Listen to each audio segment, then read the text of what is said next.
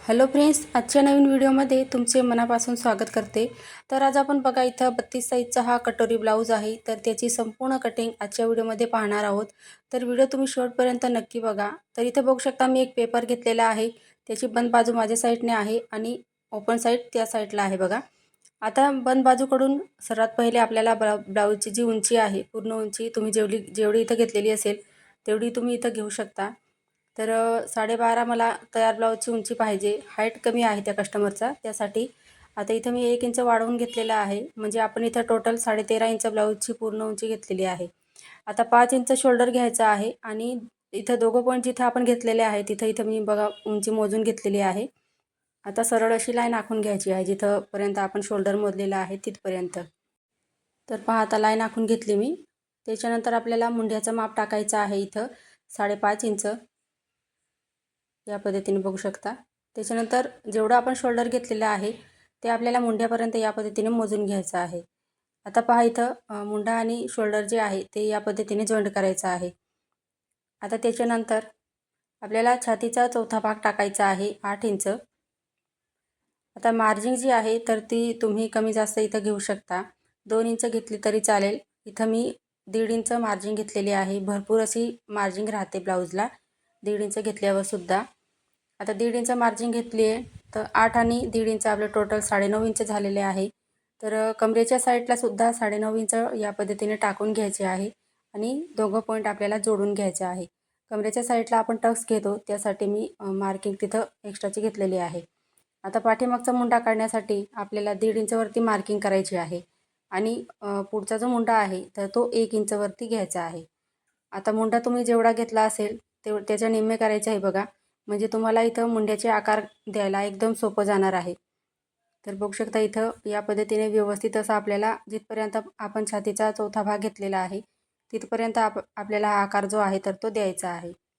तर पहा इथं मी व्यवस्थित असं मी देऊन दिलेला आहे आकार इथं बघू शकता। आता बघा आपण इथे सर्वात पहिले कटिंग करून घेऊया, म्हणजे पुढचे पार्ट तुम्हाला इथे दाखवायला सोपं जाणार। तर सर्वात पहिले बघा मार्किंग केलेलं आहे तसंच आपल्याला इथं कटिंग करायचं आहे। आता पाठीमागचा जो मुंडा आहे तर तो सर्वात पहिले इथं कट करायचा आहे बघा। कारण डबल फोल्ड पेपर आहे तर पुढचा पार्ट आणि पाठीमागचा पार्ट आपला सोबत इथं कटिंग होतोय। तर त्यासाठी व्यवस्थित असं कटिंग करून घ्यायचं आहे बघू शकता तुम्ही। तर बघा हा कस्टमरचा ब्लाऊज आहे त्याच्या मापानुसार मी इथं कटिंग करते। तर सर्वात पहिले आता बघा इथं आपण जे पुढचं भागाची कटिंग करणार आहोत तर त्याआधी आपण इथं गळारुंदी घेऊया 2 इंच। शोल्डर 5 इंच घेतलं, गळारुंदी 2 इंच घ्यायची आहे। त्याच्यानंतर हाईटला कमी आहे 5.5 इंच त्यांचा गळा आहे पुढचा गळा। तर मी इथं अर्धा इंच मार्जिन घेतलेली आहे। तर गळ्यामध्ये तर 6 इंच इथं पुढचा गळा घेतलेला आहे। या पद्धतीने बघा म्हणजे जोडून तो आपल्या बरोबर होतो। आता बॉक्स तयार करून झाल्यावरती खालून आपल्याला 1 इंचावरती मार्किंग करायची आहे आणि सिंपल असा गोलगड्याचा जो शेप असतो आपला तर तो इथे द्यायचा आहे।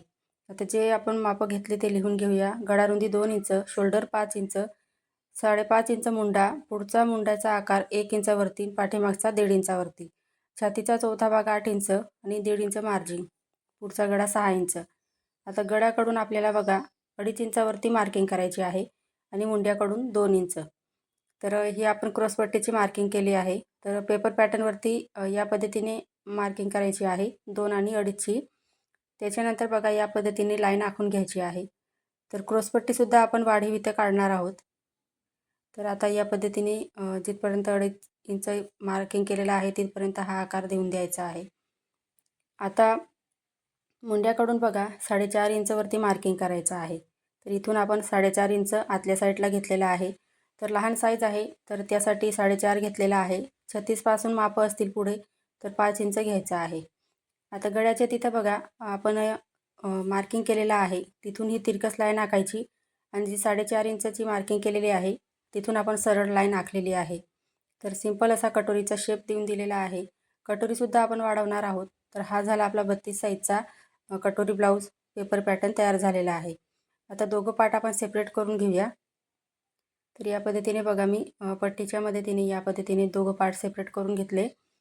तर सर्वात पहिले बघा आपण पुढचा जो पार्ट आहे तर तो कटिंग करून घेऊया। तर ब्लाऊजची कटिंग करताना सर्वात पहिले बघा, आता दोघं पार्ट सेपरेट झाल्यानंतर सर्वात पहिले मुंड्याचा आकार कटिंग करायचा आहे, कारण तो पुढच्या मुंड्याचा आकार होता त्यासाठी. आता सर्वात त्याच्यानंतर बघा, क्रॉसपट्टी जी आहे तर ती कट करायची आहे. त्याच्यानंतर गळा आणि कटोरी या पद्धतीने आपल्याला पॅटर्न जे आहे तर ते कटिंग करायचे आहे. तर कुठलीही मार्जिन आपल्याला एक्स्ट्राची नाही घ्यायची आहे, कारण आपण कटिंग करताना वाढवलेलं आहे त्यासाठी. बघू शकता मी या पद्धतीने कट करून घेते. तर आता इथं बघा, पाठीमागचा पार्ट घेतलेला आहे. तर बऱ्याच त्यांची कमेंट आलेली होती की पाठीमागचा पार्ट असतो त्याच्या गळारुंदी तुम्ही किती घेतात ते सुद्धा दाखवत जा म्हणून. तर गळा त्या तुम्ही तुमच्या आवडीनुसार इथं घेऊ शकता. तर कस्टमरचा गळा इथं 9.5 इंच आहे. 2 इंच वरच्या साईडला म्हणजे शोल्डरच्या तिथे 2 इंच गळारुंदी घ्यायची आहे आणि खालच्या साईडला अर्धा इंच जास्त घ्यायची आहे. म्हणजे खाली मी अर्धा इंच जास्त घेतलेली, म्हणजे 2.5 इंच खाली गळारुंदी घ्यायची आहे आणि वरच्या साईडला 2 इंच घ्यायचा आहे. म्हणजे गळा आहे तो खालच्या साईडला पसरट होतो त्यासाठी. आता सिंपल असा आपल्याला इथं तुम्ही तुमच्या आवडीनुसार इथं गळा घेऊ शकता. मी सिंपल असा गोल गळ्याचा शेप देऊन देते.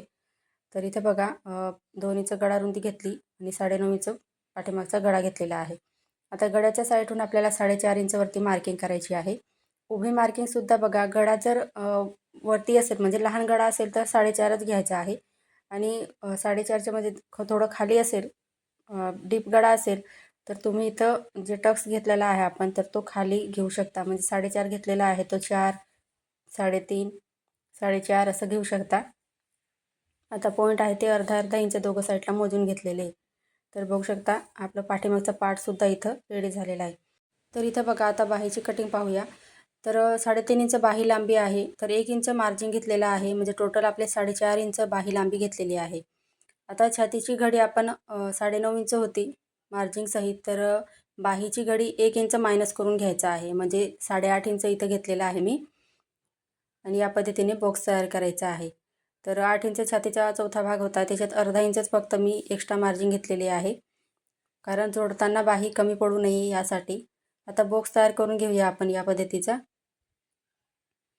तर मुंड्याचा आकार देण्यासाठी आपल्याला या पद्धतीने बघा, वरून 2.5 इंचावरती मार्किंग करायची आहे. तर वरून 2.5 इंच घेतलेला आहे. बाहीची लांबी नेहमी आपल्याला बंद बाजूकडून टाकायची असते. आता आतल्या साईडला बघा, 2 इंच मार्किंग करायचं आहे. तर 2 इंच जे घेतलेलं आहे तर ते सर्व साईजसाठी आहे.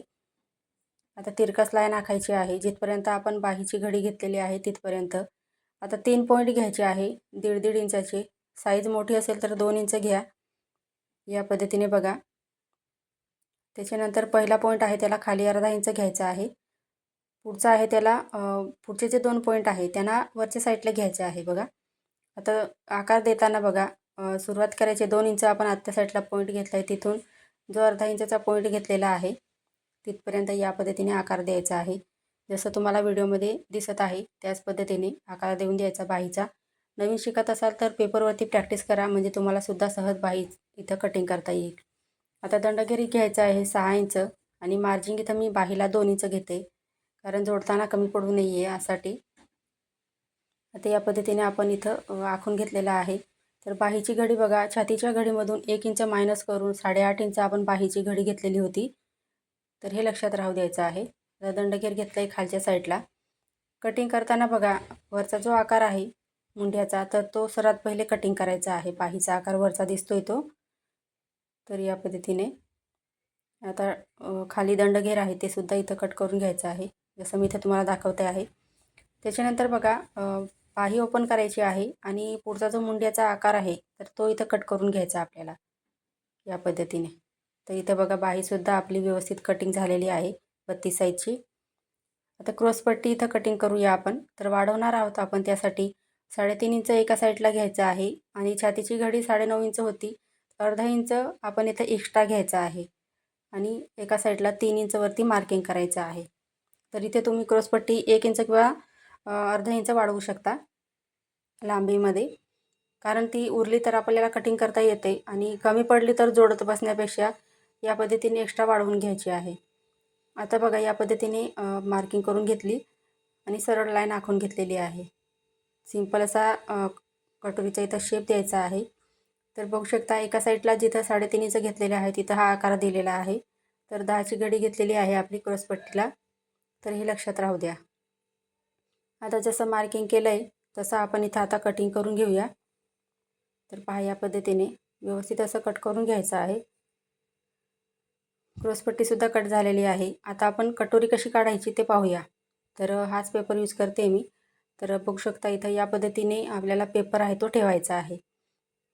आता 2 इंच आपण गळारुंदी घेतली होती, तर 2 इंच गळारुंदीचं माप आपल्याला आडवी मार्किंग 2 इंच करायची आहे आणि उभी मार्किंग 1.5 इंच घ्यायचं आहे। तर 1.5 इंच जेवढं घेतलं आहे तेवढं सर्व साईजसाठी आहे आणि 2 इंच गळारुंदी साईजनुसारही बदलत असते, तर ती त्यानुसार घ्यायची आहे बघा। आता 1.5 इंचचा पॉईंट आहे तिथून 4.5 इंच खालच्या साईडला घ्यायचा आहे। आता त्यांची कटोरी जी आहे तर ती इथं आडवी कटोरी 7 इंच मोजली होती मी। या पद्धतीने बघा जी मापं घेतली ती लिहून घ्यायची म्हणजे लक्षात राहतं। आता आडवी मार्किंग 7 इंचवरती करून या पद्धतीने लाईन आखून घ्यायची आहे। तर त्याच्यानंतर बघा जी मार्किंग केलेली आहे आडवी लाईन 7 इंचच्या निम्मे घ्यायचा आपल्याला। या पद्धतीचा टेप फोल्ड करायचा, 7 इंचचा सेंटर काढायचा आहे आणि वरून आपल्याला जिथपर्यंत 8 इंच येत असेल तेवढं घ्यायचं आहे, तिथपर्यंत लाईन आखायची आहे। पहा या पद्धतीने 8 इंच घेतलं आहे वरून मी इथं आणि हे इथं आडवं मार्किंग आपण 7 इंच आणि उभी मार्किंग 8 इंच घेतलेली आहे कटोरीची। आता तिघं पॉईंट जोडायचे आहे। हा पॉईंट इथे जोडायचा आणि इथून तिथपर्यंत जोडायचा आहे। आता बघा सिंपल असा आपल्याला इथं कटोरीचा शेप द्यायचा आहे। या पद्धतीने बघा तर पुसट असा दिसत असेल तुम्हाला, मी डार्कनी करत आहे कारण आपल्याला साईडपार्ट ठेवायचा आहे आणि तो मोजायचा आहे व्यवस्थित आहे की नाही ते। कटोरी कमी पडायला नको यासाठी बघा साईड पार्टपेक्षा अर्धा इंच जास्त घ्यायची आहे। बऱ्याचदा बघा जोडताना कटोरी कमी पडते, तर त्यासाठी साईड पार्टपेक्षा अर्धा इंच बघा आपली कटोरी जी आहे ती एक्स्ट्रा आलेली आहे। तर जसं आहे तसं मी इथं एक्स्ट्राची मार्किंग केलेली आहे तसं राहू देते। साईड पार्ट बघा थोडंसं तिथं एक्स्ट्राची त्याला पफ होता, तर त्यासाठी मी इथं कटोरीला सुद्धा व्यवस्थित आकार देऊन दिलेला आहे। तर ही जी कटोरी आहे तर तुम्ही 30 साईजसाठी सुद्धा यूज करू शकता। तर आता कटिंग करून घेऊया। तर या पद्धतीने बघा व्यवस्थित असं मार्किंग केलेलं आहे तसंच आपल्याला कटिंग करायचं आहे। कटोरी ब्लाऊज तुम्हाला शिकायचे असतील तर क्लासेस आहेत ते आपले 1 तारखेपासून स्टार्ट होणार आहेत। दुपारी राहणार आहे आपला क्लास। नक्की कटोरी ब्लाऊजचा क्लास आहे त्याला जॉईंट व्हा, म्हणजे तुम्हाला परफेक्ट ब्लाऊजची कटिंग आणि स्टिचिंग सहजरित्या जमेल। आजचा व्हिडिओ आवडला असेल तर लाईक, सबस्क्राईब आणि शेअर करा। भेटूया पुढच्या व्हिडिओमध्ये। धन्यवाद।